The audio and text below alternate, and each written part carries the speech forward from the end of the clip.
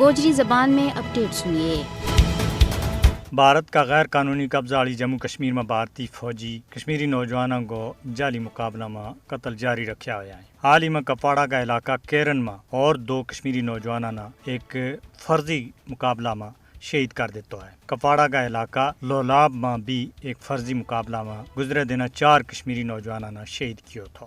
بھارتی فوجی کشمیری نوجوانوں نے کرن دے چاگ جعلی مقابلہ میں شہید کر رہا ہے۔ مقبوضہ جموں کشمیر میں کشمیری نوجوانوں نے جعلی مقابلہ میں شہید کرنا بھارتی فوجیوں کو ایک مشغلہ بن گیا ہے۔ ہون تک ہزاراں کشمیری نوجوان بھارتی فوج کے ہاتھوں اپنی جانیں دے ہاتھ تو بیٹھا ہے۔ شہداء کی میتانہ مناسب تدفین کے واسطے ان کا گھراں کے حوالے بھی نہیں کیا جاتا۔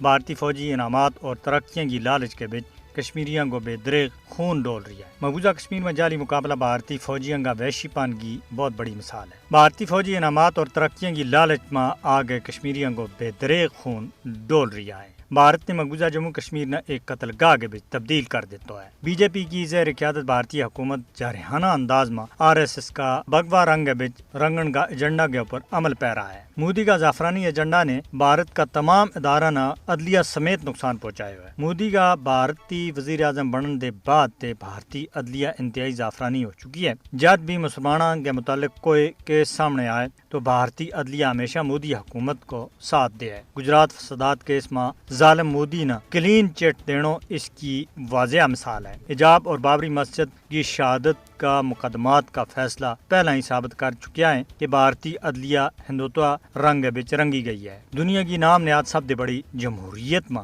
ہندوؤں کے علاوہ دوجا تمام مذاہب کے نال تعلق رکھنے والا لوگوں کی کوئی جائے نہیں۔ بی جے پی حکومت ان تمام شہراں اور جہاں کو نہ تبدیل کرنے کو منصوبے پہ بنا رہی ہے جنہاں کے بچ مسلمان رہ رہی ہے اور مسلمانوں کا نہ دے منصوب ہے۔ بھارت نہ فاشسٹ اور ہندوتوا ریاست بن دے روکن کے واسطے دنیا نہ بیدار ہونا چاہیے۔